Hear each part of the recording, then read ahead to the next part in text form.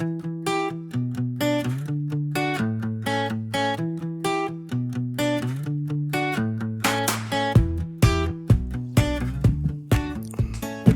Gunter That's my name. in the flesh, right here, man. I'm really glad you're here. I'm I've I've had a passion for trying to create something that would connect to pastors and Christian leaders, to to help them know, man, they might be a little more normal than they think they are. You know, like it's there's a lot of I think there's a lot of guys that like feel maybe uniquely broken and isolated that just Oh can't yeah. find they can't find like any kind of like real connection or Mm-hmm. friendship. And man, there's that creates all kinds of problems. So Yeah. having you on here, one just as I've got a gift for you, like, and then I want to introduce you. But this gift is for me. I like giving away things that I love, right? Mm-hmm. And this is something that I love, right? So things that are important to me about like what I love is like I love things that are authentic and real and like made of high quality and craftsmanship. And like this is not a commercial for this company, but I love that, and I love things that I'll use every day, Mm-hmm. right? And so anyway, You got me excited now. you should, dude. I wish the bag were being pushed this way, 100%. I like gifts. So yeah, man, just want to just yeah, All right. open that up, open Okay. that up. Let's see what we got here.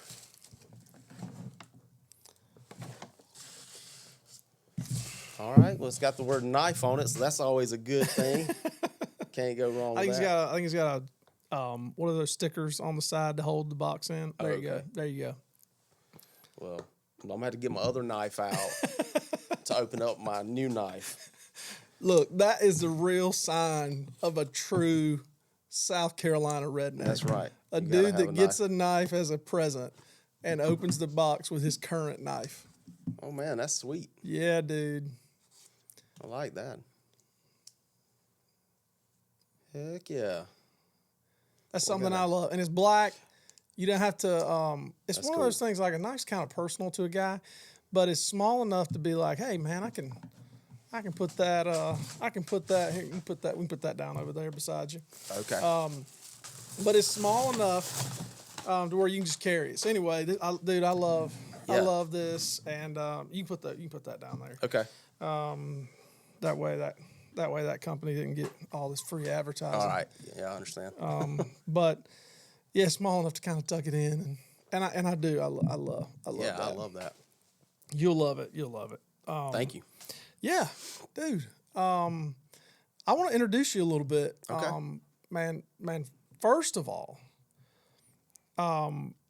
one of my closest friends, and I've told you this before. Like, like I've never really been the kind of guy to like say, oh, this person is my best friend, or like, or you know what I mean? Because I got a handful of guys like out there. But here's what I've told you this, and I want to say this again for today. But man, I don't have a more trusted friend than you, Man, that means a lot. dude. Yeah. I'm telling you, like I mean, I'm glad I'm going to say this on camera, because that way, if we ever get caught, like we won't, our sin won't go too deep. Like it'll go, so we'll get caught. We'll get caught. But like you're one of those guys. Like if you called me and were like, hey, we need to bury a body, like I'd be like, well, sounds like Will had to kill a guy, you know. But dude, I cannot stress enough how special your friendship is to me, and man, what we've been through together. Like, man, I'm just glad to have you on here. And that's not what today's about. Like today's not all about like our friendship, like Beauty and the Beast.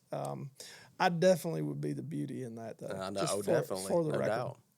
But I did want to bring you here just to talk about your life, because I really do believe so much of what God's brought you through over the years. It's been really inspiring to me, watching you navigate life as a husband and father in ministry and calling, and how to really be a man, a real man, like, and model that for your kids and family. Man, it's man, just having a seat on the front row watching God use you has been super cool. But Yeah, man, enough of that before we break into tears. You historically, like, especially for maybe the past 15 years or so, 10 years or so, have been a grace-based counselor. And we're going to talk more about what that means, but basically working with people to help them discover their identity in Christ, Yep. and then how that lives out just in their everyday life. Yeah. And so that's a big part of what you've done historically, and now you're kind of transitioning, like literally, like as we speak, into a new phase of life as the pastor to youth and pastor of youth and counseling at Bethlehem Baptist Church here in Roebuck, South Carolina. Yep. Pastor Joe Burnett, great guy, love you, Joe. And man, I'm telling you, not just that, not just ministry. Great guy, got really cool tattoos everywhere. But other than that, you are a husband to Holly. How long have you been married to Holly? 26 years. Oh my gosh, bro. Yeah. We're old. Almost 26 years. It was 25 this past summer, I think. That's right. You're going to get in trouble for that. Yeah. No. Yep. Husband to Holly and dad to Abby, Hannah, James, John, Matthew, and the little surprise you call Simon. That's right. And, That's pretty good. Yeah. So, man, what a story. And also got your oldest daughter, Abby's adopted, and very cool story about that. But man, dude, what a life. What a life, man. So I want to dive in, like, kind of to these stories that sort of have been the narrative of Will Gunter's life, the things that have been influential to you, that kind of formed you along the way. So man, you're as redneck South Carolina as they get, right here, Clifton, Glendale, like, community. Like, tell me about that, man. Tell me growing up. Tell me about Will Gunter. Okay. Yeah, man. I mean, I've always been a Spartanburg native, and born in the little community of Packlet, and then around 8 years old, moved over to the Clifton area between Glendale and Cowpens. But yeah, man, we were just always, I think, a simple family. Never had a lot, but had enough. And man, I always felt love growing up. Had lots of fond memories of growing up. Again, simple life. We didn't do a lot of traveling, a lot of vacations. I think maybe went to the beach once as a family growing up, but the dirty Myrtle, I bet. Yeah, right? yeah. Well, actually, no, Charleston when I was 9, so that was really special. I think we all stayed in it was a old hotel, and the whole family, me, my 2 brothers, mom and dad, were all in one room together. And it was like the best memory I've had. Oh my gosh, yeah, it was awesome, dude. It was awesome. But yeah, man, like I said, just simple. Like, I think some of our best memories, and something that I've tried to bring back as far as a tradition, is July 4th, which you can't get any more redneck than July 4th. But July 4th, my dad had a tradition that he got from his dad, and I don't know where it started before then, but we got this big black wash pot, and we do a big deer hash every summer. And so, man, doing that every summer, like, that was like vacation. I don't know, just preparing for that and being out there with your brothers and your dad doing that all day. And so that's one of my favorite memories. Yeah, just hanging around with the family, like, cooking. Oh, yeah. Man, I think when like meat is being prepared, the Spirit of God is moving, right? For sure. Yeah. Like, I love it, man. So here you are, growing up over in Spartanburg County. Like, man, what was it like? Like being a kid in your family. Tell me about that. Yeah, man. So my mom and dad, I think they loved each other, and they definitely both loved me and my two brothers growing up. They both came from, I think, different cloths, if you will, as far as the families they came from.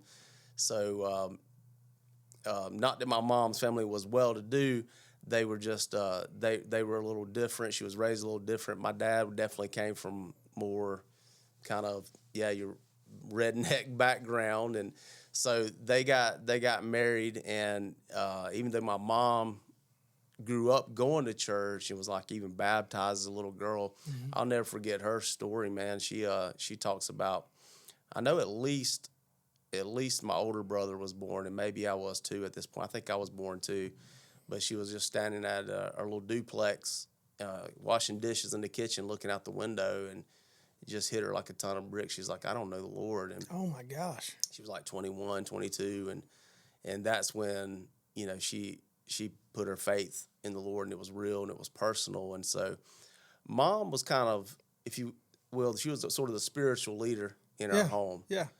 It's She that way for a lot of people. Yeah. Oh, absolutely. Yeah. And so she kept me and my two brothers, my older brother Clay, my younger brother Chris. She kept us in church growing up, and I'm thankful that she did that. My dad, on the other hand, he knew the Lord because he shared his story with us many times later, especially as we got older. But he struggled with alcoholism. And I guess you could call it that. I mean, he drank a lot of beer. We'll put it that way, a ton of beer. I think that's the Yeah, definition. it might be. It might be. He wasn't into the hard stuff, but he drank a lot of beer. He loved Yeah. beer. And anyway, so that definitely caused some tension in our Okay. home growing up at times. Okay.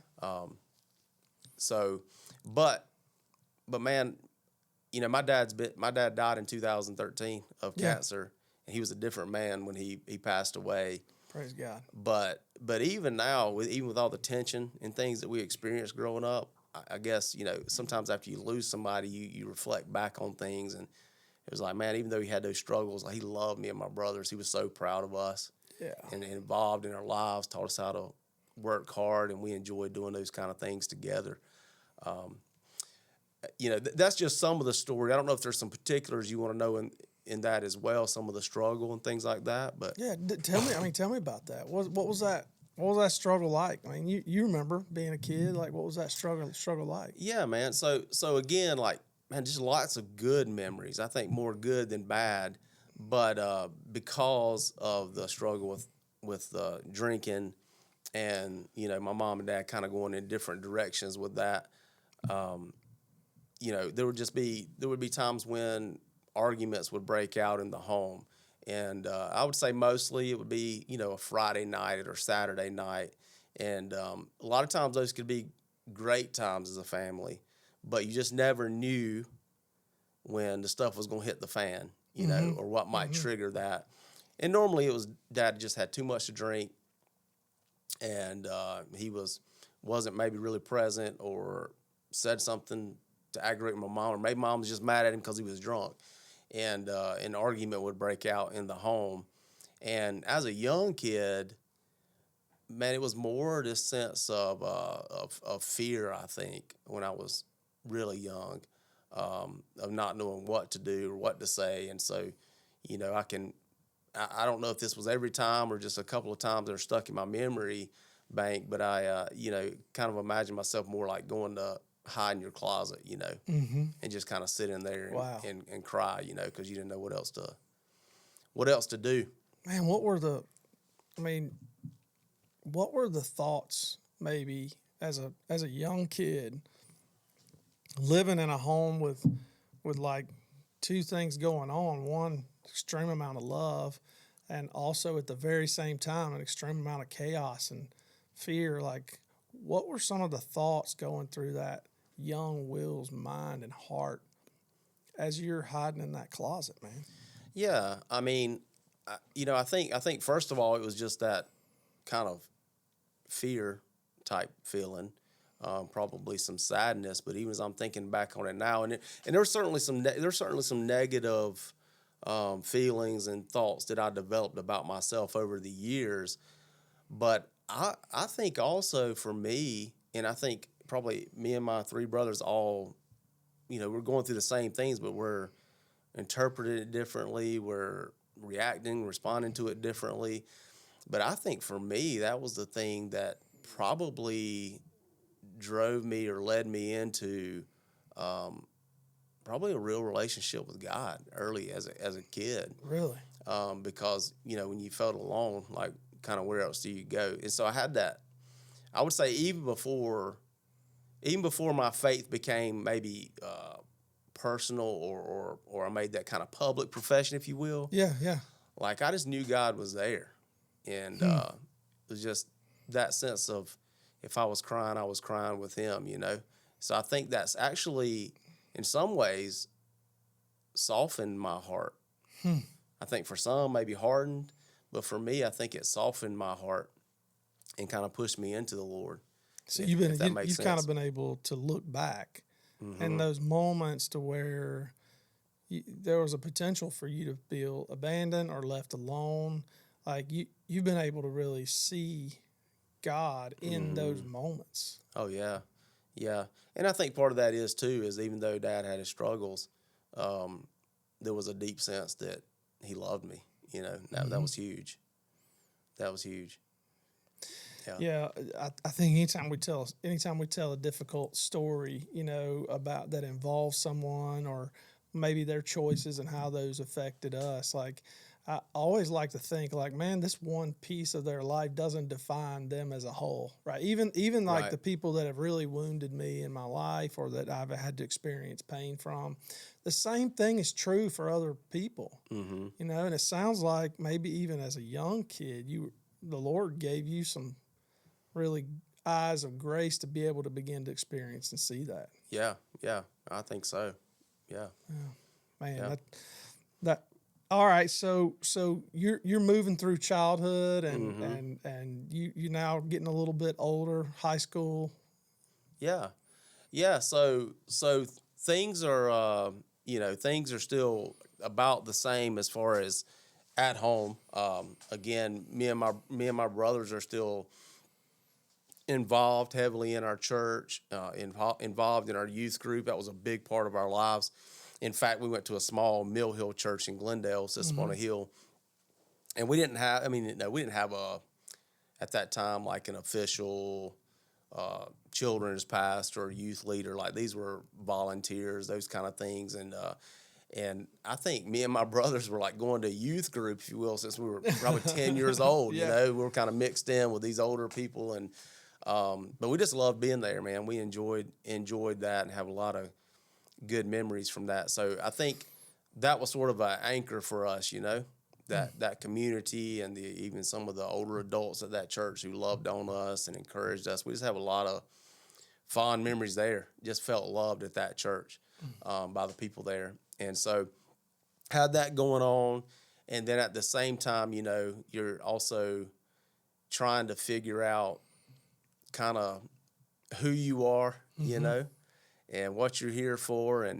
And again, there's kind of like these two different things going on as I'm going through that time of my life. As I look back, I mean, even junior high, I can remember an older lady at the church. She was a volunteer. She was with the youth group one night, and it wasn't like, hey, y'all need to start having a quiet time every day, Mm-hmm. and kind of this checklisty type thing. Mm-hmm. She just made this simple comment, and I still remember to this day. Her name was Peggy, and she just said, "Hey, if you want to know God, a good way to do that is by reading the Bible." And I'm like, "Dang, that kind of makes sense." So, There we so, go. so anyway, You heard it here first, folks. yeah, yeah. I mean, it's kind of crazy, but so for me, again, for me and what God was doing in my How old life, were you been in that time? dang man, I might have been like 12 years old. All right, all right. So like junior high. And so I pick up my King James version of the Bible The because right that's what one. I had. The right one. Yeah, exactly. And I just started reading through it. And I mean, it probably took me a couple of years, but I read through the entire Bible. And what's crazy about, obviously I didn't understand a lot of it. But what's crazy about that is it never felt like, oh, I'm doing this checklist thing so that God will be happy with me. Yeah. Like, it was just genuine desire to know him. So I think for me, that part of that was God had this call on my life at an early age that he was already preparing me for. Wow. Yeah. Dude, most, like, that's usually not the story. Right. Like, usually the story is like, man, most, like, I can remember picking up the Bible when I was 12. And it was, I grew up in a pretty, like, legalistic, if you will, sort of culture.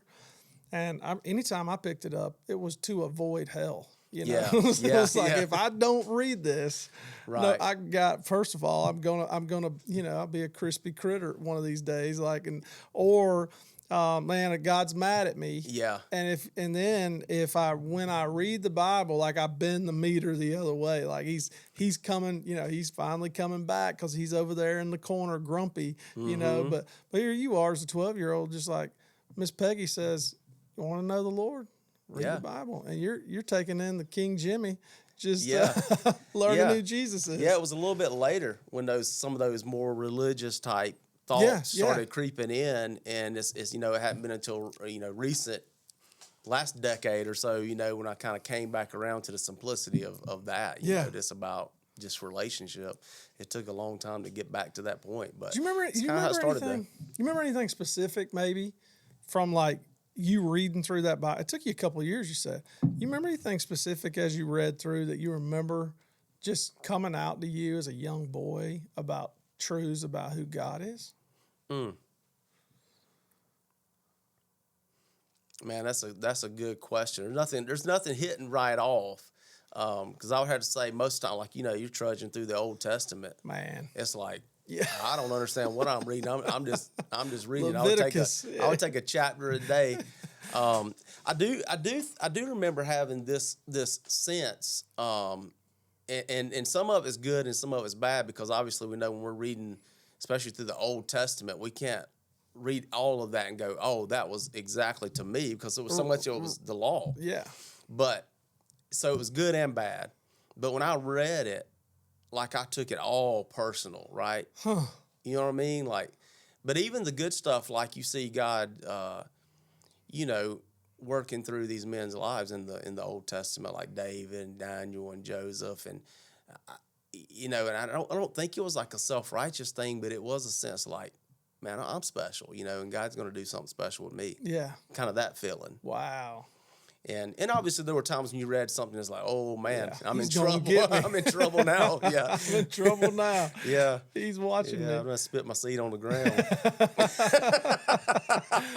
Oh no, I say that jokingly, but I do remember in Sunday school, we had a Sunday school teacher, man, who we were like 11 years old. Yeah. And he read that to us, and he basically told us, like, that's why masturbation is a sin. Like, you don't spit your seed on the ground, which is totally taking that story out of context. Oh my gosh, that's a bold move for junior high so that's students. when the condemnation started coming in. Yeah, for sure, man, for sure.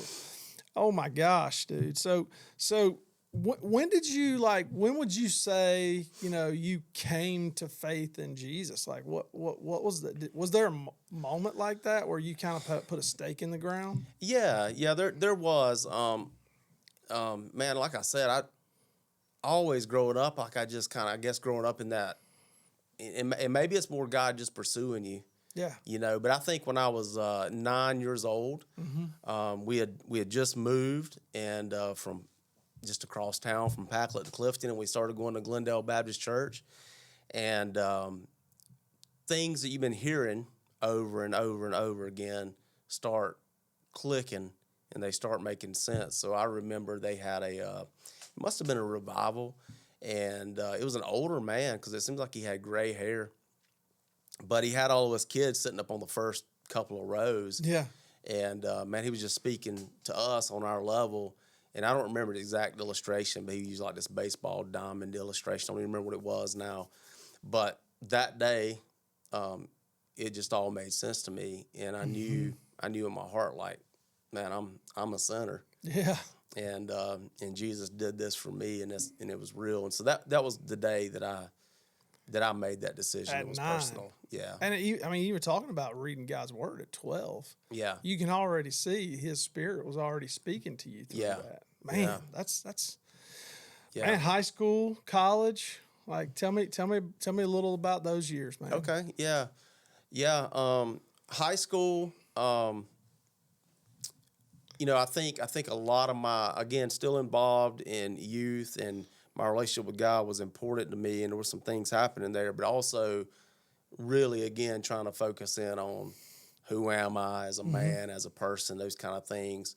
And also this sense of, again, I don't know any other better way to say this, but this sense of, hey, I am a child of God, so I'm special. And that's true because, that makes us special being His children. But at the same time, maybe a wrong concept of, man, if I follow God and I'm His child and I do the right things, then things should happen, right? Things should work out the way I would like them to, those kind of things. And so a lot of my, I guess, as far as like searching for my identity, I think came through sports at that time of my life. Yeah. And I say this often, and I would probably change this statement now, but because I say this about my dad. I say I love my dad. I knew he loved me, and I loved my dad. But at that time in my life, I didn't want to be like my dad. There was an embarrassment and a shame attached to that because of his struggle with alcoholism. So I began to look to other men to try to figure out who I wanted to be as a man. And so those men were my coaches, my football coaches, or a wrestling coach. I looked at those guys as my role model. And so, again, as far as how I performed, whether it was on the football field or on the wrestling mat, it wasn't just something I enjoyed. And I did enjoy it, and I learned a lot from it. But it said so much to me about who I was as a man and as a person. So if I performed well, I felt good. Or if I had a coach, I used to have a coach that would say, because I was as a football player, I was a small dude, and I wasn't fast enough to be a running back. I didn't have good hands, so I played on the line. And, 10th grade, man, I was playing nose guard, 135 pounds soaking wet. And I finished my career out playing right guard, and the heaviest I got was maybe 170 by my senior year. Yeah, 170-pound right guard. Yeah, and I loved it, and I was mean. Yeah. And so I loved it when the coach would say something like, man, I wish I had 100 more guys with Will's heart. That kind of stuff, man, that puts you up there on cloud 9. That made you feel special. But then something happened, which was a big deal for me, my junior year in high school. I'd worked really hard to earn a starting position, and I got the starting position as right guard. And before the first game, man, I got sick as a dog. Running high temperature, had the flu. Yeah. And still, wanted to be there, thought that was the right thing, showed up at the game that Friday night, sick as a dog, stood on the sideline to support my team. And the coach had put a senior in, who I hope he's not listening to this podcast, the bigger guy. Yeah. You're talking about somebody 250 to 300 pounds versus 170 pounds. Yeah. So he's got somebody filling the gap. He wasn't an athlete, Yep. You know what I'm saying? But he put him in there, and I didn't get that starting position back for the rest of the year. I was on the scout team. I was on special teams, got to play here and there. But, dude, that crushed me because that said something about who I am. And so there were some deep lies being formed in my life during that time too, just from stuff that was still happening at home. Mm-hmm. Because by that time it's like, I think there was a time before then when you looked at your family and you go, well, I guess this is just how families are. Everybody might be going through something like this. Yeah, I guess every dad drinks a lot. Yeah, every dad. There's some chaos every Friday night. Yeah, and then you get to high school and you start realizing, man, this ain't normal. Yeah. And so there's this sense of like there's something wrong with my family and where I came from. So it was a sense of shame that came from that, right? And so I'm trying hard over here, and not just on the football field, also still trying to be a good Christian at that point. And some days you feel like you're doing well, and some days you feel like you're failing. I mean, you're going through those stages, you're dating, and and you're a young man and you have all those hormones raging. So you have some struggles over here, but you really love the Lord and you're trying to do your best there and you're trying to perform well and succeed in these things you're doing in sports. And so, man, the message was for me is when that happened, when I lost that starting position, is like, man, it doesn't matter how hard you try, you're never going to be enough. You're never going to be enough. And that was deep.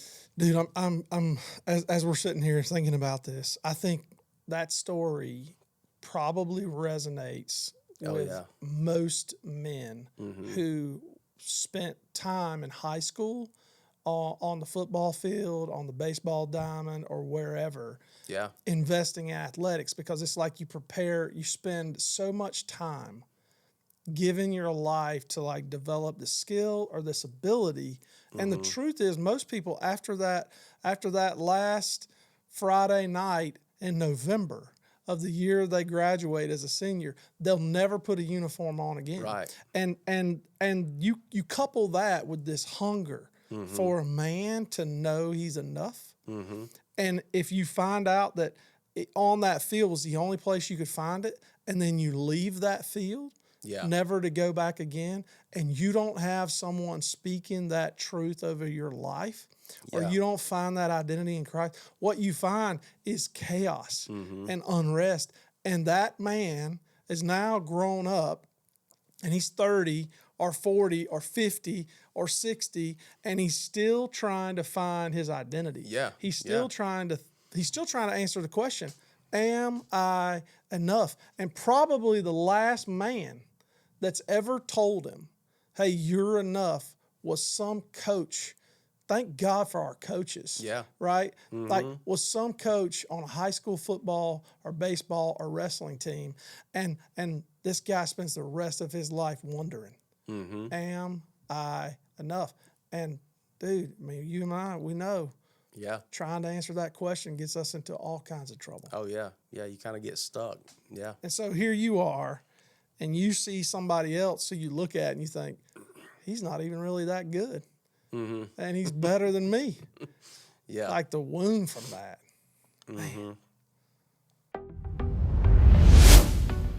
Hey guys, you might be wondering how you could get connected to us at Heart the Mission. Well, we'd love for you to check us out at heartthemission.com and join our email list there. We'd love to stay in touch with you about when new episodes are coming out, send you resources that you might be able to use in your leadership and ministry. Check it out at heartthemission.com. Yeah, man. So, I mean, I think by the time I graduated high school, a lot of great things going on. I'm still growing in my faith. I met my high school sweetheart, Holly, who's my wife today. So a lot of great things happening. And finished out as an average athlete, average student, did pretty well. Was heading to college.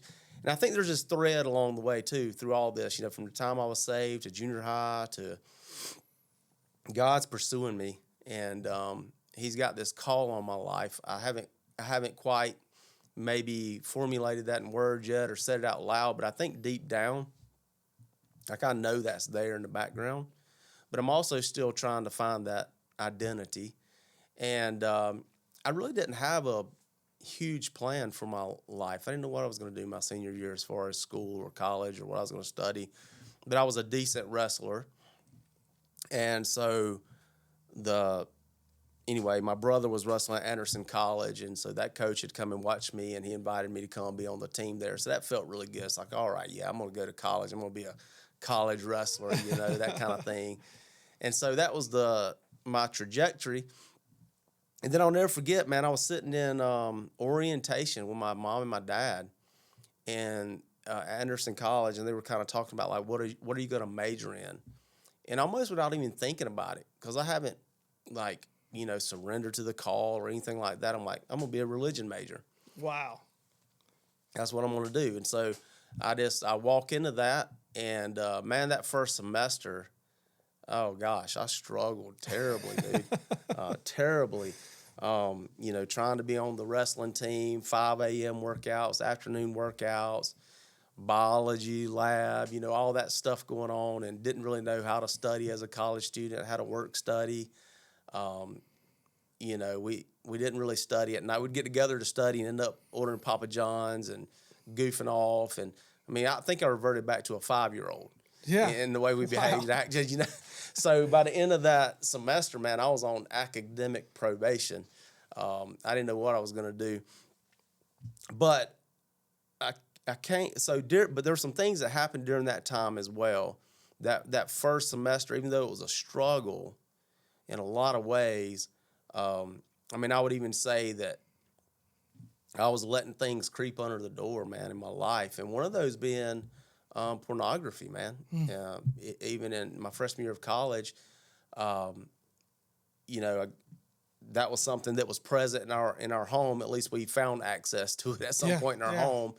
And then you get to college and guys just have stuff in their rooms. Yeah. And they're like, hey, man, watch this. Or they leave a video in your room or whatever. So that's going on. And at the same time, I'm struggling inwardly with what God's doing in my life. I'm failing miserably at school. So it was just a battle. And even my older brother at that time, we were roommates, which I loved. But he was also going through his own struggles and was just burned out from wrestling and other things in his life, and ended up kind of dropping out for a semester at the end of that semester. But I remember specifically that first semester, freshman year, I'd gone home that weekend back to my church, back to Glendale Baptist. And my childhood best friend, I grew up with him and his, they were like second parents to me, his mom and dad and their family. And his mom, who I thought, man, was a wonderful person. And she was a wonderful person, but a wonderful person, a great Christian example. In fact, she and I connected on kind of a deeper level because her dad was an alcoholic. Yeah. So she kind of knew what I experienced growing up. But that particular Sunday night, man, she went forward and she was like, I don't know Jesus. Like, I come to church, I listen to Christian music, I do all these things, but I don't really know Jesus. And so she was saved, if you will, that night. And so on my drive back to school, man, I just remember like having this inward struggle going on. Okay. And it was almost like at first, like, am I saved? If she's not saved, am I saved? What's Ain't going no way on I'm here? gonna make it, right? And I think I kind of came to grips with, no, I'm saved. I know the Lord, but I still couldn't rest. Like something in me was stirring. I really believe it was the Holy Spirit, man. He just wouldn't let me settle. And I go back to my room that night, and I'm by myself because at this point my brother had kind of dropped out. And I try to do some reading for a class. I couldn't focus, couldn't think straight. And I just remember just waiting on my friend, had a RA who was a couple years older than me. His name was Daryl McCard. He lived across the hall. And he was just a huge example for me and some other guys too. And I couldn't wait for him to get back. He was driving back from Atlanta. I just knew I had to talk to Daryl. And so he gets back, and I'm already waiting outside, and I meet him before he even, crossed the parking lot. Mm-hmm. And he's like, well, man, just, come on in my room. And so I go in there, and I start sharing with him, like, man, I don't know what's going on, dude, but here's what I'm feeling, here's what I'm thinking. And he said a prayer for me. I go back to my room. Nothing's changed, man. I'm still just, like, wrestling. Chaos. Big time, yeah. So I go back, knock on his door again. I was like, man, I don't feel no better. Like, something ain't right. He's like, man, why don't you pray? And I remember hitting my knees in his dorm room on his couch. And, dude, I just started weeping and shaking uncontrollably. Wow. And I just said something like, God, I don't know what it is you have for me, but I'm in. I surrender. And I just remember weeping and crying. There was this huge release and a peace that came with that. And so I believe that was like me surrendering to the call that God had put on my life probably at 9 years old, you know. Man. So that was a powerful moment for me. And that led to me eventually, because, I mean, practically, I could not handle being a college athlete, going to class, studying, all these things. I just couldn't handle all that. It was too much for me. And so eventually I decided I need to let go of wrestling and just focus on school, focus on what God called me to do. And that was a hard thing, but it was a positive thing because I got to be involved. Then I got to be involved in some ministry things on campus, and God did so much in my life through that. So during that time, like after that kind of major surrender, that was when like this trajectory towards ministry really began to take root for you. Yeah. That's when that began to become real to me. What were some of the things that you began to do, like as you know, you transitioned from college, Holly, you're married. Tell me, I mean, when did that happen? Like, were you guys still in school when you got married, or was it after? What about that? Well, we dated for 7 years. 7 years.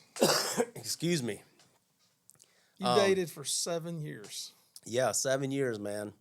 And and this isn't bragging rights. I give Holly most of the credit. Yeah. But we did grow up during that time in youth group where they put a big emphasis, like, remember the True Love Weights and all that kind of stuff. Yeah. And I think that was, you know, that had some positive influences in our life. Sure. And plus, I think both of us, when we dated, like, we just knew, like, that's not what God wanted for us before marriage. And so, and listen, like, we were normal teenagers, you know, things got hot and heavy at times. Yeah. But what was cool about that is we kind of grew up together. Mm-hmm. And so we were comfortable enough to go, man, we just need to pray together. Like, this is tough. No way. And so, yeah, sometimes we would just pray together, pray to God would protect us, that kind of thing. And but mostly she smacked my hands, those kind of things, you know, to keep me in line. When you say you give Holly most of the credit, I think maybe all the credit. Maybe all of the credit. Yeah, maybe all the credit. All of it. Holly. So yeah, it's kind of crazy. 7 years of marriage, and we get married as virgins. So no way. I'm thankful for it. You know. Yeah. I don't that's boast not in it. the story that most people have. You know. Yeah, I mean, yeah, absolutely. Yeah, I think it's possible, but I don't boast in it. I think, that's another story. But I think too many Christians today, like, just way too loose with that, moving in together, all that whole stuff. You know, maybe we need to get back to that a little bit more. You kind of look back and see, like, God carving out this pathway for you, like what he was doing is pretty incredible. And all the while, shame, lies are kind of brewing underneath the surface in a lot of ways. Oh yeah, for sure. Because even in dating her before we got married, even though we waited until we got married, you know, there were still times, you know, again, you know, you cross lines, and if you're, you know, trying to follow the Lord and trying to please God, you know, you can start feeling some condemnation and guilt, and so that's just another area of I'm not enough. I'm trying, but I'm not enough. And at the same time, God's call and the stuff He's doing in my life is very real, you know, and very personal. Did you, you know, once you guys were married, had you already taken like a ministry role somewhere? Like when did you do that, and how did that tie in? Yeah, man. So as soon as I graduated graduated college, there were a couple of things that were going to happen quickly, and one of them was marriage, because that's what I was getting to. We'd waited a long time, man. I was 21, and so there wasn't no, like, I'm going to go to seminary first. We're getting married. That's happening. So, like, I graduated in May, June 3rd. We were married. Holly still had one more year at Wofford College. Mm-hmm. And, you know, I didn't know. I could just see God's hand in all these things, because I don't know if you feel this way, but looking back in those younger years, I think in a lot of ways God was just protecting us, man, and just taking care of us. I didn't think a whole lot. I seem to think too much today about things. You know, what am I going to do? What's this going to look like? How's this going to play out? Yeah. Back then, I wasn't thinking a whole lot. It was just like, all right, God, here we go. And, and he was just doing stuff. Yeah. So when I graduated, I knew I was going to go into youth ministry. Yeah. And so I put a couple resumes out and had my pastor at my church. He had kind of been walking with me a little bit, look at my resume, help me with that. And I went to a couple of interviews. The first church was like a part-time position.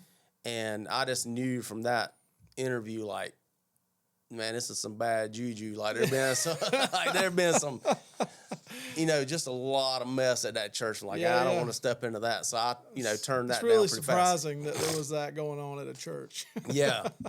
Joking. Yeah, and then I went to another interview, which was great, but this church they were looking for somebody who had previous experience, and at this point, like, I didn't have any experience yet, other than being involved in ministry in college. I'd never been on staff at a church, and so at that same time, the youth pastor at my home church, he and his wife resigned. They were going to seminary. And so my pastor's like, man, he knows me better than anybody, and we're friends, and he's been walking with me. He's like, hey, why don't y'all just come serve here? So maybe a week or two before I got married, he said that. Wow. And I'm like, well, give me a day or two to pray about it, And we're like, man, why not? And so we get married June 3rd, do a honeymoon for a week. That Monday, I'm sitting at the office as youth pastor going, what do I do now? What do you do now? Yeah. Oh, man. Like, had no clue. So I just had to start thinking back on, okay, what did we used to do when I was in the youth group and those kind of things. But, yeah, so just green and didn't have any idea what I was doing, just knew the Lord had called me. And because so much of this story is connected to, like, you understanding more about your own identity, like, I want to help people understand, or you paint a picture of some of the shame and guilt and the nature of your relationship to God in this performance-based work. Because you literally go into ministry under that pressure. Yeah. Tell me a little bit about, like, what was that like before you understood more about what it really meant to know God, like going back like to this 12-year-old kid reading his Bible just to know Jesus. Now you packed on top of that so many more types of or so many more ways to try to relate to God that really was connected to anything other than the gospel, anything other than grace. And then now you go into ministry carrying that burden. What was that? What was some of that? Explain that to us. Yeah, so I would say in those early years of ministry, there was still certainly that underlying message of, I'm not quite enough, or I don't quite measure up. I don't think I had language for it at the time. I didn't have the words for that. It was just kind of there, right? So now I've shifted, I think, from searching for my identity through athletics and sports, and I'd kind of moved on to some other things. Like, I think now I would say that my identity was wrapped up in a couple of things. Maybe on a smaller level, when I quit sports totally, I got into deer hunting, kind of outdoors, man, redneck kind of stuff. That's of God, which is great, yeah. But I think there was this, even in that, like a sense of trying to find my identity. Like, if I can kill a deer, then I'm a real man. But if I can't, which is true. Then I'm not. So I think a little bit of that was going on, but in a bigger sense, it was like, now I was trying to maybe find my identity in ministry. I'm a youth pastor, is who I am now, and I want to be, the motives aren't bad, right? But I want to be the best Christian I can be, and I want to be a good youth pastor and those kind of things. And man, so for a little while, in those early years, it was kind of, fun trying to figure things out and learn about myself and learn about youth ministry. Some of the pressure, I think, as far as what you're talking about, kind of that religious performance type stuff, slowly, I think, crept in the longer I was doing ministry. And I think in those early years, as long as I was doing my thing at my church at Glendale, and and I'm loving on these kids there, and God did some cool things. I mean, we had some great. It was just a great time, man. A lot of our kids were straight off the mill hill. I mean, just raw, and it was incredible. And I love that. But I think underneath some of that, though, I think was still that feeling of not enough, and that came more from kind of rubbing when you rub shoulders in other environments with other guys in the ministry. And so maybe you'd go to some function, right? Maybe it was a conference at a bigger church, or a luncheon for youth pastors, and the guys are just hanging out, and they're talking, and you're hearing about ministry, and you're hearing about what's happening in their church or what's happening in their youth group. Immediately, there was that sense of I'm on the outs, right? That what I'm doing is not enough or not as important as what they're doing, or I don't really know what I'm doing. I don't have this figured out. Like something's wrong with me. Something's wrong with me. Yeah. Yeah. If I would have been, I mean, here you are, youth pastor, trying to figure out, trying to navigate, new husband, trying to navigate.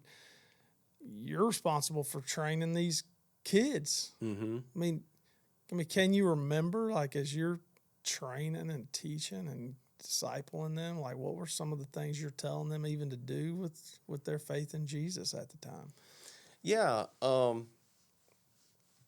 Yeah, and I'd have to say those years at Glendale, man, a lot of that ministry was really really pure. I think after being there a few years, and this is a good thing because you start to recognize like there's a huge importance for creating disciples, discipleship. And I was just learning about that, like what that really means. And so one of the things that was cool was, and it may have been overkill, but my student team, my adults, we met every week, either in my home or their home, and had a meal and had Bible study and hung out together, and really special times. And we were going through some discipleship material. So I would say the positive part of that was the relationship, right? It was so relational, and we really grew to love each other. It probably didn't matter like what discipleship material we were going through. Like that wasn't what book that you important. were reading, any of that. Yeah, you're just building connection. Absolutely. That was the beauty of it. Yeah, that was the beauty of it. But some of these discipleship materials that I started to look at, and I want to be careful how I say this because not these things are bad, but the emphasis was on what you do. What you do. Give me an example. Yeah, to be a disciple, we would say, and just the basic stuff, right? Quiet time every morning. Yep. You need to be doing that. And you need to be teaching your youth to do that. You need to memorize verses, right? Mm-hmm. You need to be witnessing and sharing the gospel. And all these things are true. Like all those things are part of the Christian life, but and maybe it's the way I'm wired too, but it became a list of things I have to do in order to feel okay about myself and to feel okay with God. And I need to make sure that the youth are doing these things too, and try to, begin. So then you begin to take this pressure that you're feeling and to put it on these kids. So I've got to perform for acceptance. Right. I have to perform for validation. I have to perform for relationship even. Yeah. And now, not only do I have to perform, I have to make all these young people perform too, because I'm being evaluated on how well they're performing. Are they doing all these things? And and so understanding for the understanding for you at the time was this is how it works. Mm-hmm. Like the way you know God more is you do more good things. Right. Yeah, absolutely. And I think, I think I carried that mindset for a while because that's what you heard everywhere everywhere you were turning. Because there was and maybe it was during that time, I don't know, because I graduated in 2000. So you're talking about from 2000, 2003, at least in my neck of the woods, with youth ministry, as it was becoming more popular too, the emphasis was shifting from this event-driven youth ministry, which was great, to discipleship. But there was all these different packages of that, right? What that looks like, what it looks like to be a good disciple, or the right kind of disciple for Jesus. I mean, there was just so many people putting out stuff, and you go to another conference and go to this conference, and if you're gonna have a good youth ministry, it needs to look this way or it needs to look that way, and I even joke around. Coming out of the grace-based counseling, when I was part of Grace Life International, we would teach these freedom conferences, and one of the things that I would share with them was, talking about this in particular was I can remember going to different conferences, different retreats. Sometimes it would be specific for youth, but sometimes it might just be something you go to with your church staff, and it might be like a marriage conference.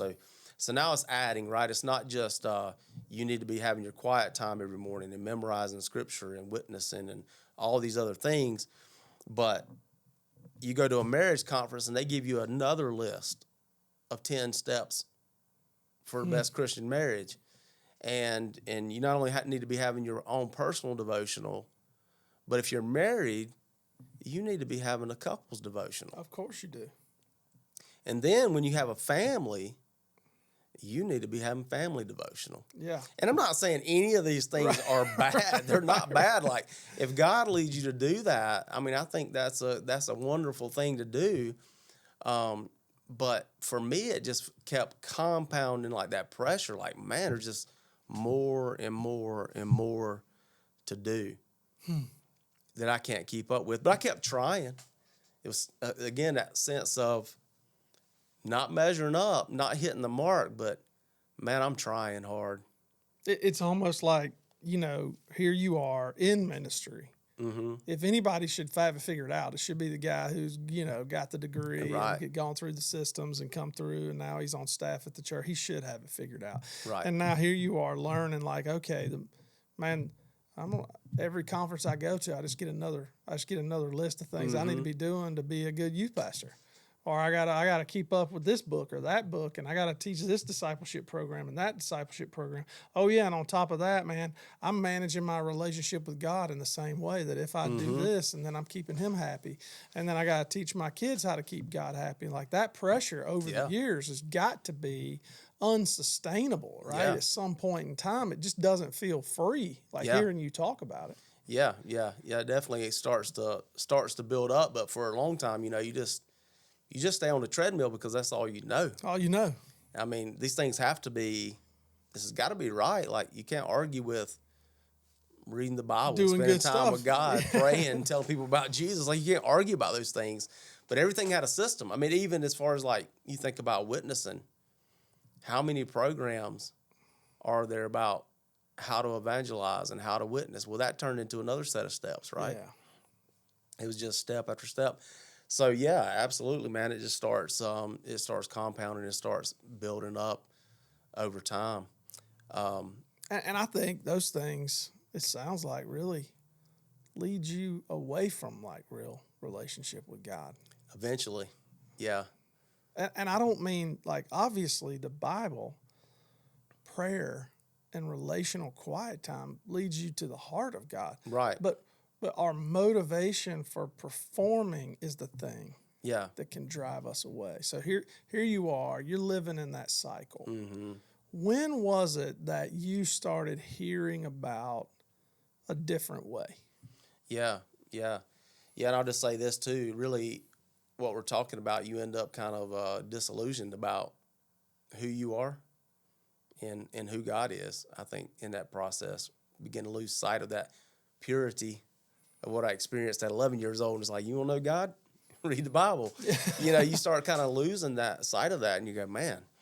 So yeah, I after 3 years at being at the church, serving at the church that Holly and I grew up in, we're married at.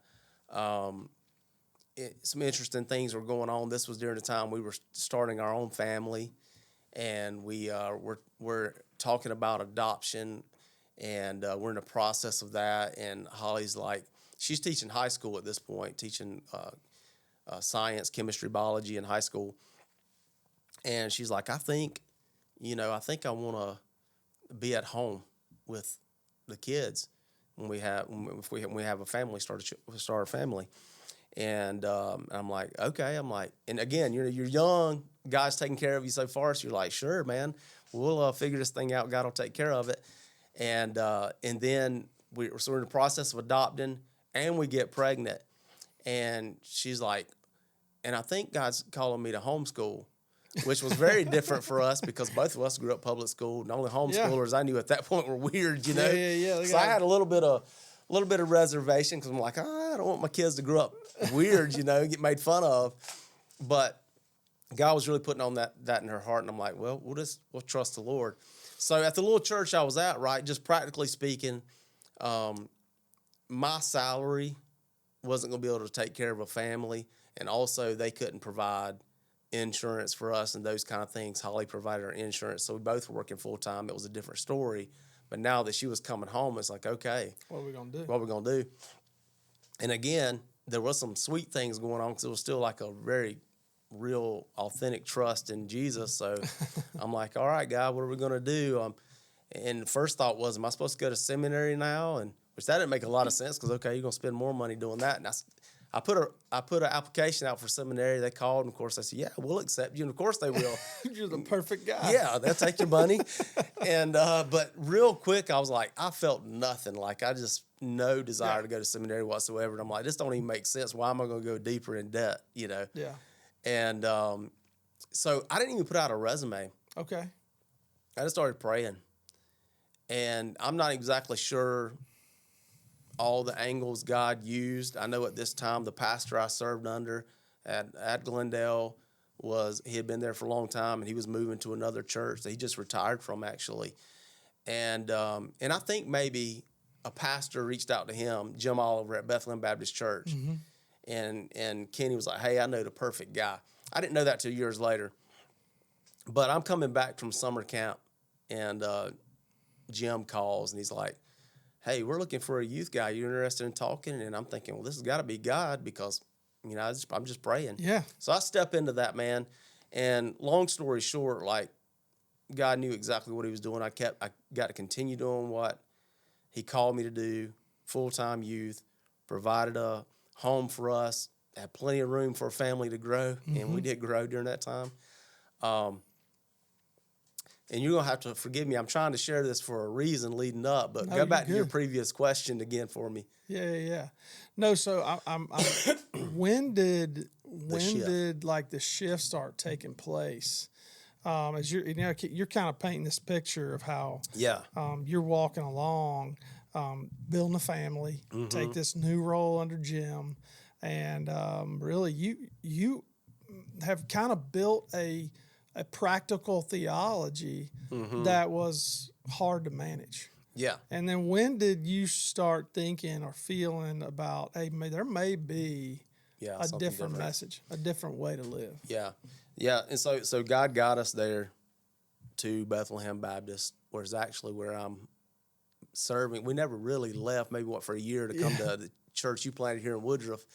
And then we went back to our home church.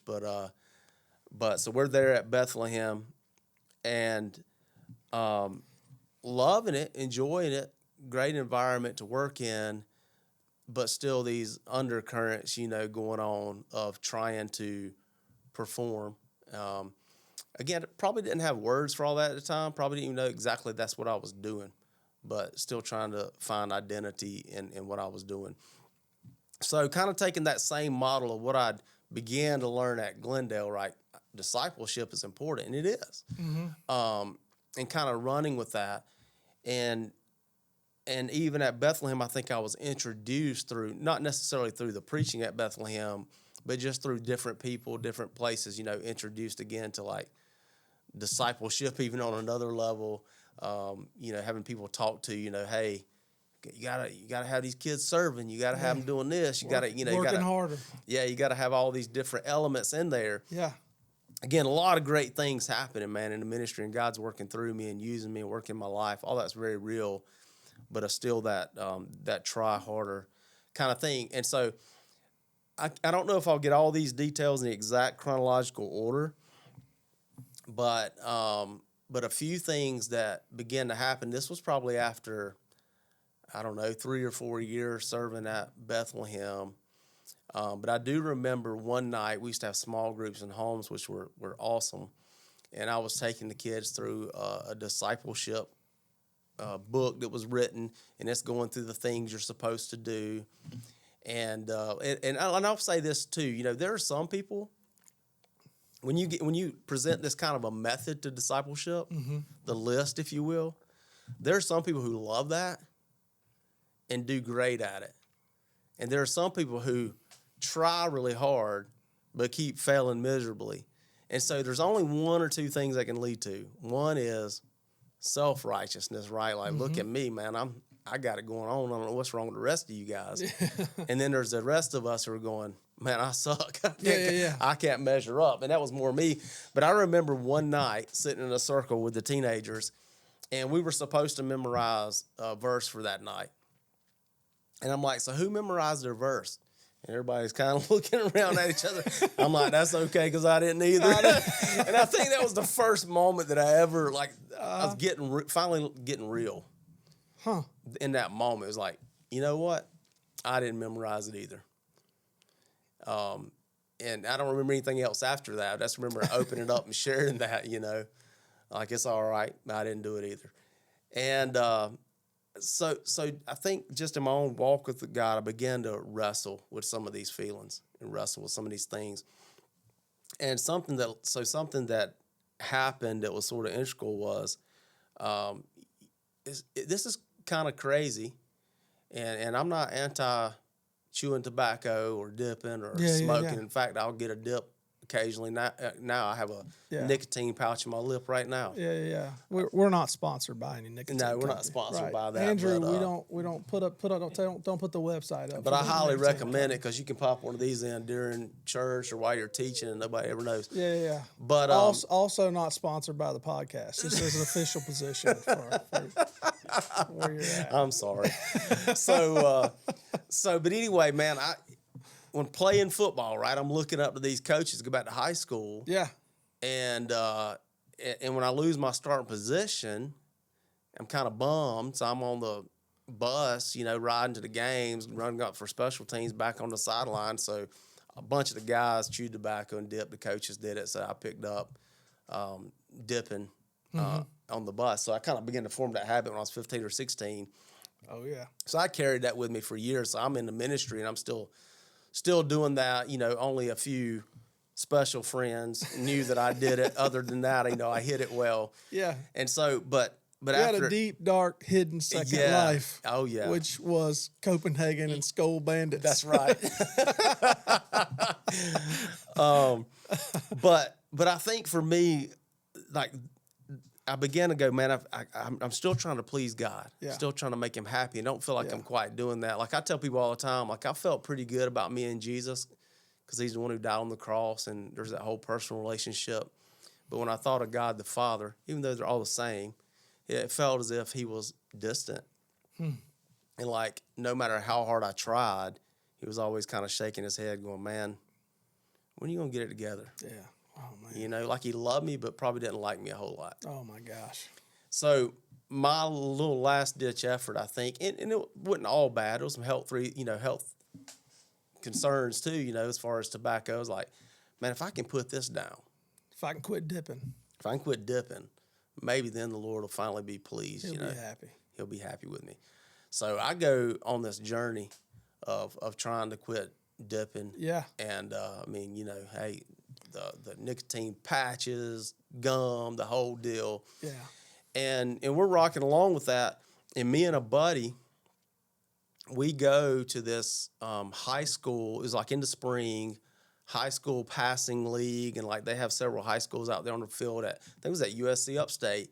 Have them out on the field. And they're just in shorts and helmets, and just kind of seeing who they got for the season. Yeah. So we go hang out, just watching. And my old football coach was there, and I love him. Great guy, still love him today. But it's the one I lost my starting position under. But I still highly respect him, like him a lot, and probably even still like you feel like a little boy sometimes when you're around your football coaches. You know what I mean? You can be 40 years old and it's like, yes, sir. Yeah. Well, and you're still looking to them like for, that validation. All that validation as a man. You know, tell me I'm good enough. Yeah, exactly. You wanted to put a jersey on that day. Oh, so bad. Yeah. You would have died. Yeah. And so anyway, I bump into him after the thing's over. And we're talking, and it's really good to see him, and it feels good to talk to him. And this other cat walks up that I played high school football with. He was a little younger than me. Not sharing any names here because he might listen to the podcast. But just kind of came across, man, really arrogant. Walks up in that conversation, butts into it. Okay. And then kind of, I don't even remember what he said, but just made one of those jokes, but belittled me in front of the coach. Oh, man.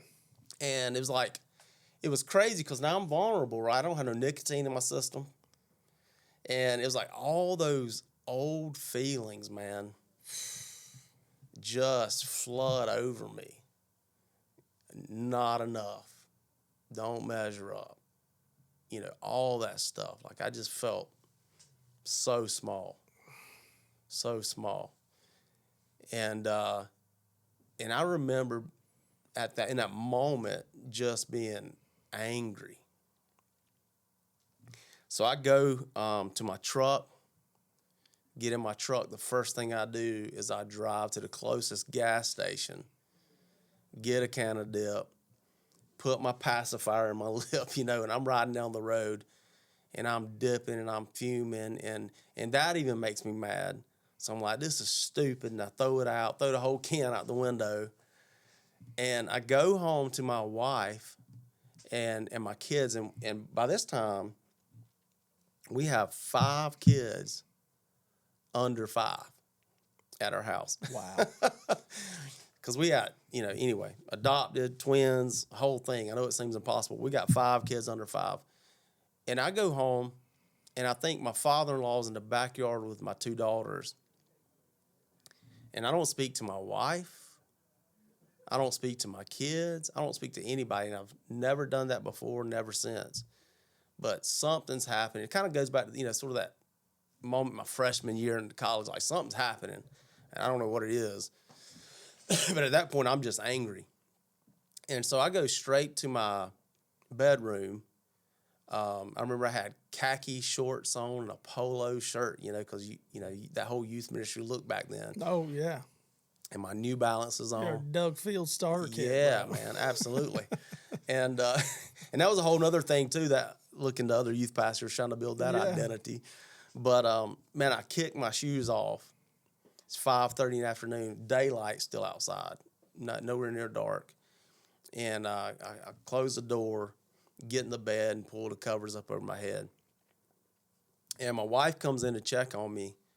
And whatever I say to her was not nice. I don't remember what I said, but she leaves and she doesn't come back. And I don't leave that spot 5:30 until the next morning. And I just think I was angry. I was depressed, if you will. Like, I was just done, man. And it's kind of crazy because you think about the things that are going on. It's like, man, and it's not like Will's out there. Yeah. Peddling crystal meth or or anything crazy like that, or going to strip clubs. Like, I was a pretty good dude. Yeah. You know what I mean? From the outside looking in, and loved the Lord and loved my family and was trying to genuinely serve these kids at the church. But I don't know what it is, with something in me though that, I really wanted to please God. Like, if I was going to follow him, like, I want to be a good Christian, man. I wanted to do what was right. And I just remember in that moment telling God, And it wasn't nice. Like, I mean, it was coming from a very raw place. I was like, God, I've tried. I tried to live the Christian life. I tried to please you. I tried to be a good dad, tried to be, and I can't do it. I'm done. I quit. Like, I was throwing in the towel mentally, emotionally, in my mind. I mean, I guess I was going to go resign the next day from ministry. Like, I was done, man. It's like, I can't do it, so I'm out. And then something unexpected happened. And even as I think back on it now, I was thinking about this the other day, sitting in my deer blind. Like, I can't explain that moment because I didn't do anything to make it happen. I wasn't asking for anything to happen. Didn't work anything up. It's just where I was. It was very real. And sometime in that space, in that night, God spoke to me in a way that I've never experienced before. It wasn't audible, but it might as well have been. And he even used some words. What's crazy about it, he wasn't angry. He wasn't frustrated. He wasn't angry. He wasn't disappointed. In fact, he used some words with me almost jokingly because as I'm trying to quit dipping it to make myself more pleasing to him, I would sometimes say, God, why do I have to quit this? It's just a silly can of tobacco leaves. And this is exactly what he said to me. And he used words. This is what's crazy too. He used words with me that I didn't even think about at that time. Again, like these lies and messages and things I'm verbalizing right now, I didn't have words for those back then. This was all feelings. This was all gut stuff going on. I was a youth pastor with family, having fun. I wasn't counseling. I didn't use counseling type words. And he said, Will, I'm not freeing you from a silly can of tobacco leaves. He said, I'm freeing you from fear and guilt and worry and anxiety and insecurity and inadequacy. All of those words. Wow. So you can be free to love me and love others. And that went through my head like a record player all night. And I can't tell you what parts happened when I was awake and what parts happened when I was asleep. But it was like... Be careful, man. We're Baptists. Yeah, but dude, it was like he allowed me to see like the depravity of my flesh, sin. Like, I think that's what it means when Jesus said, blessed are those who are spiritually bankrupt or poor in spirit. Mm-hmm. Like, I was at that place, and at the same time, he let me see and experience his love and grace in a way that was real and tangible in a way I'd never experienced before in my life. And it was so real, man, I still can't. It's hard to even explain that to people. It's hard to put into words. The next morning when I woke up, I felt like I was like confessing this huge sin, but I think it was more like this just huge weight or burden was falling off of me. Right. And so I remember getting each of my kids, and even them, they didn't know what was going on. And I'm just like, I'm sorry, and I love you. And I just keep crying, and told my wife the same thing. And that day, I can remember being in my truck and just driving down the road. And there was this hope and this joy and this peace that was coming over me. And I would say things to God like, I don't know what happened, but something's changed. And it kind of felt like when David talks about have a new song in my heart. Mm-hmm. And that's what it felt like to me. And and again, I was like, God, I don't know where we're going, but something's different. And so that was sort of the beginning of my journey into grace. You've been set at that point on a new trajectory, a new way of life. Yeah. That has really defined so much of your ministry and life and what you're investing your time and what you have invested your time into. And kind of walk through that now. Like, just give me some highlights of like, hey, what does it look like to know and be known under this new banner of the gospel of grace that you so passionately believe in. Yeah. Yeah. Well, I'd have to say I think the first part of that, and this didn't happen immediately after that event I just shared with you. Like after that event, it was a year, 2, 3 years. God is like unfolding things, and everything is like it's like I was seeing everything in color for the first time. Wow. It's like I've been asleep and now I was awake. It almost was like you were born again, kind of thing. That's the only way I can explain it. But he starts opening up all these things to me that I didn't even know. And one of those, the big piece of that was you have this new identity in Christ, in me, you know? And that was so transformative for me. Something that I had never heard growing up in the church my entire life. I'd never heard identity in Christ. Never. I mean, maybe I had this vague idea that, I was his child. But this truth of no, that Jesus is saying, no, I actually changed you the moment you said yes. So at 9 years old, when all I understood was I'm a sinner and Jesus is the only one who can save me, that moment, he made me a new person with a brand new identity. And so as God began to unfold that identity, like, for example, you don't work to become more holy. I've made you holy. You don't work to become more righteous. Righteousness is a gift. You're already accepted because of me.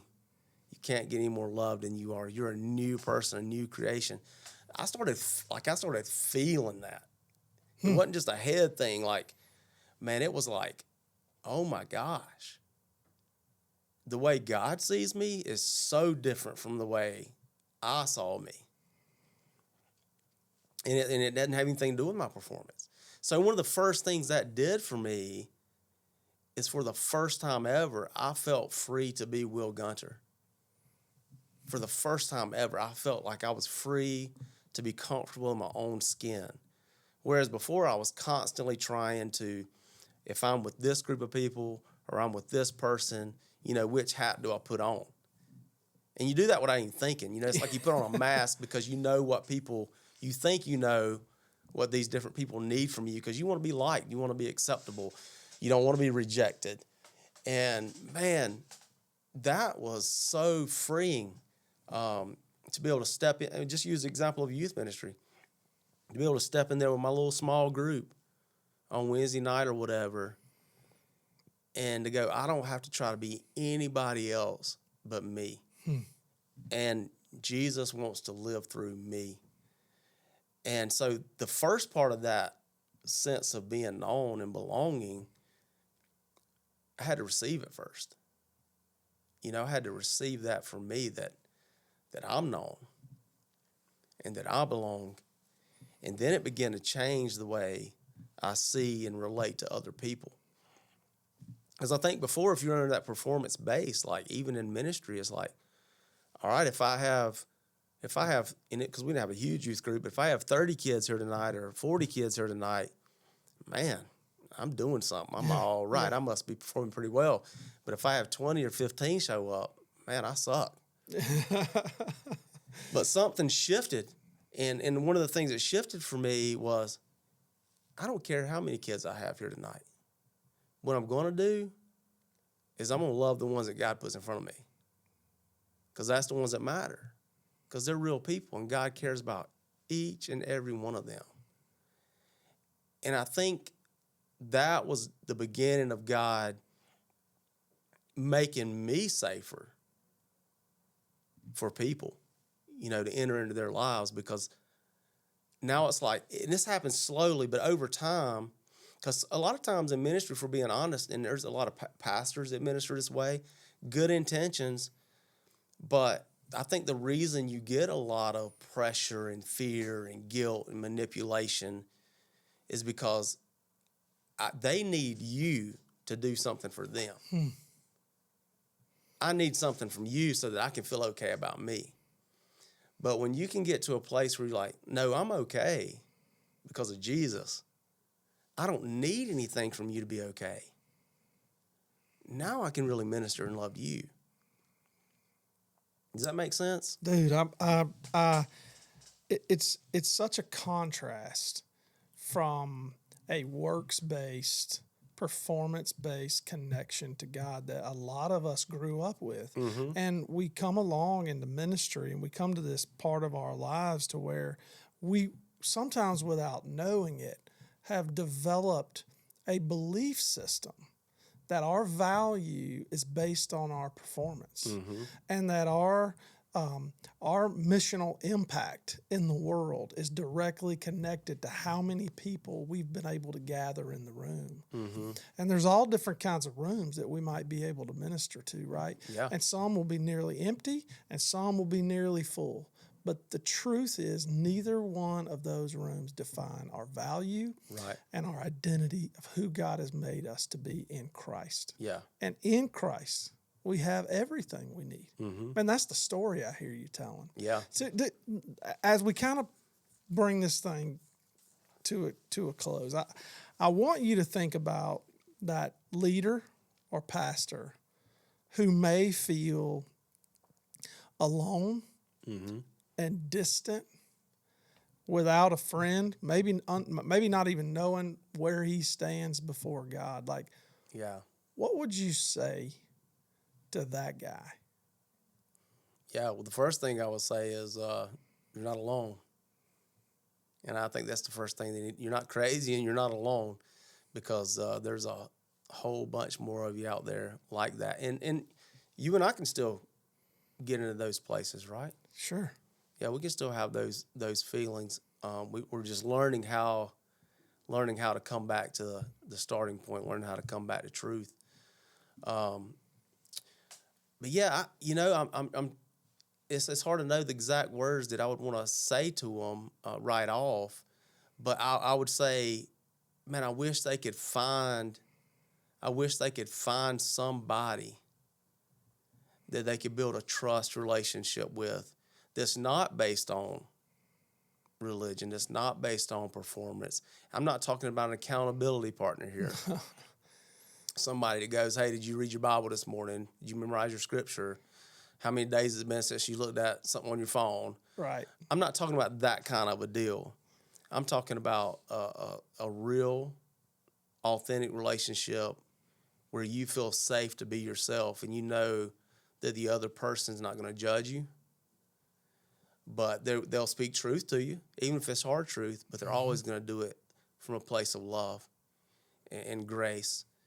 And so, man, if I could encourage them with anything, it would be probably to encourage them by just maybe sharing a little bit about what we've experienced, I think. And I think that's a gift from God, you know? Yeah. And it's not impossible, because you and I were a little bit intentional about that. Sure.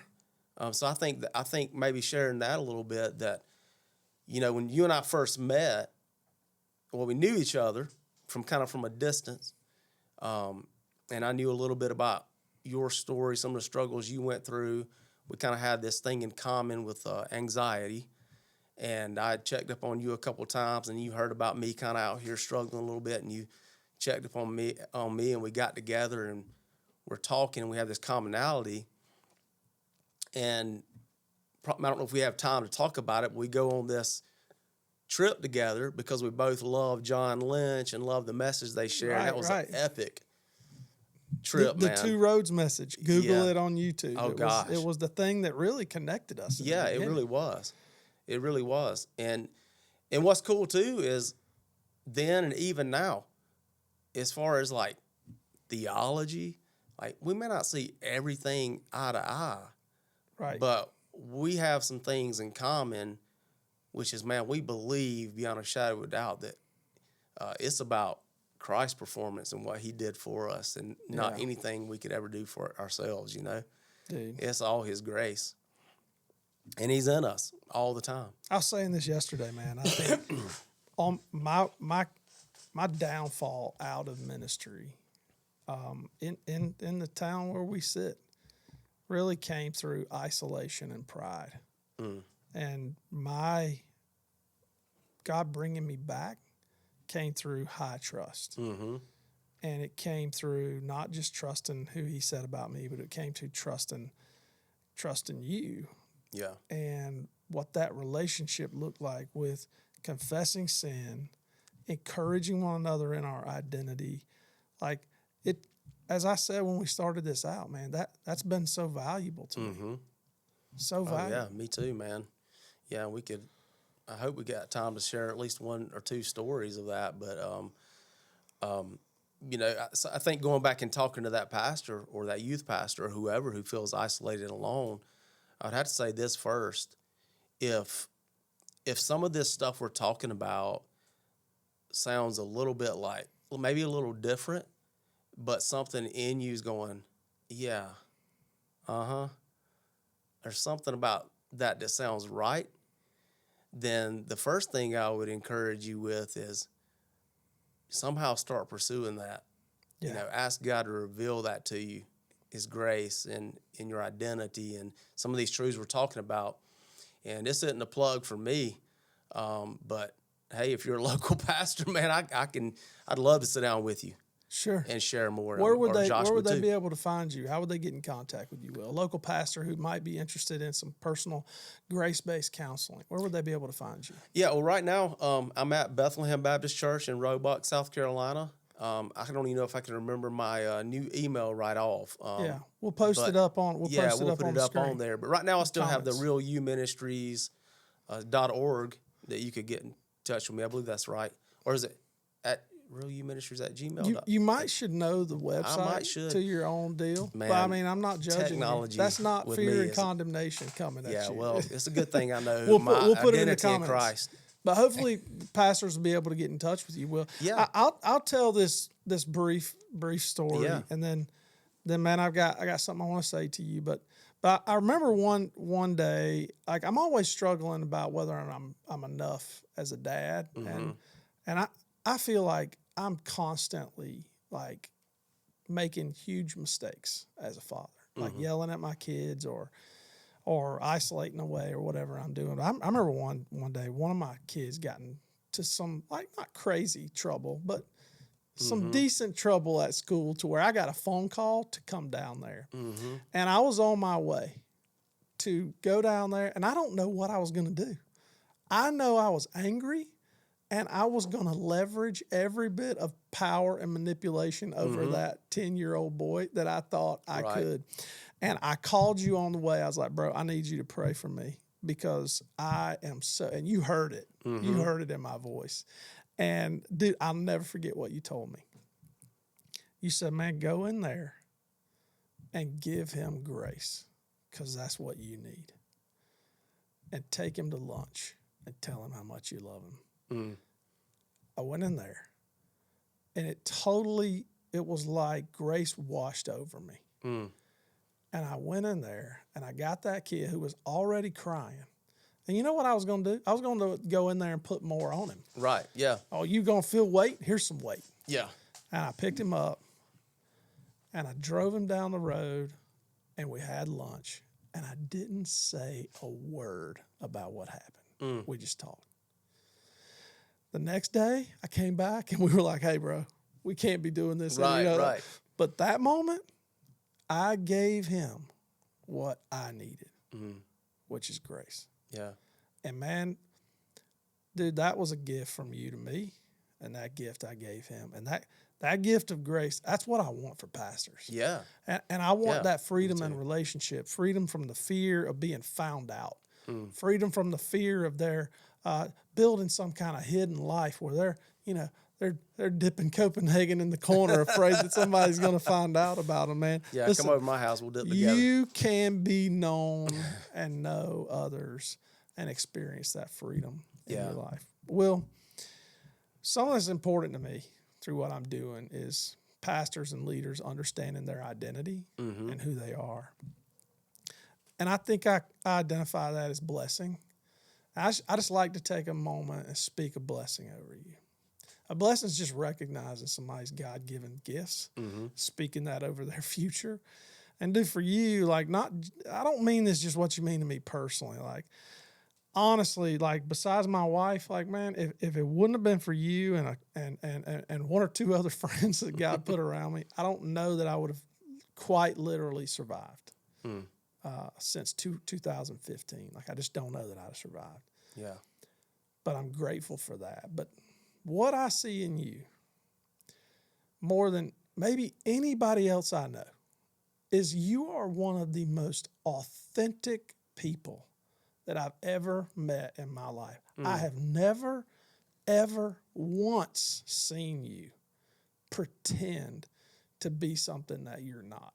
I have never once seen you gear up for a moment to try to act like you're better than you really are. And when I'm doing that, you usually chill me out to be like, it's all right to be you. Coming in here today, man, just how you roll in and you're comfortable and who God's made you to be. Man, that is one of the most encouraging things. And how God's using you with other leaders, pastors, Christians is incredible that you're able to speak that grace over their life. Yeah, man. And I know that He's using you for that. And I know that He's using you with your kids, with your family. And I pray that God would continue to do greater than you could ever imagine, man, through your ministry. Will, I love you. I'm grateful for you. And thank you for coming on this podcast today, buddy. Yeah, man, this was a lot of fun. I appreciate you inviting me. I love you too. Don't you mean wink at you like that again? I like to wink. I knew you would. I knew you would. We'll cut it. No, man. The words you just shared, that means a lot to me, and I appreciate it. That's Thanks, buddy. Very affirming.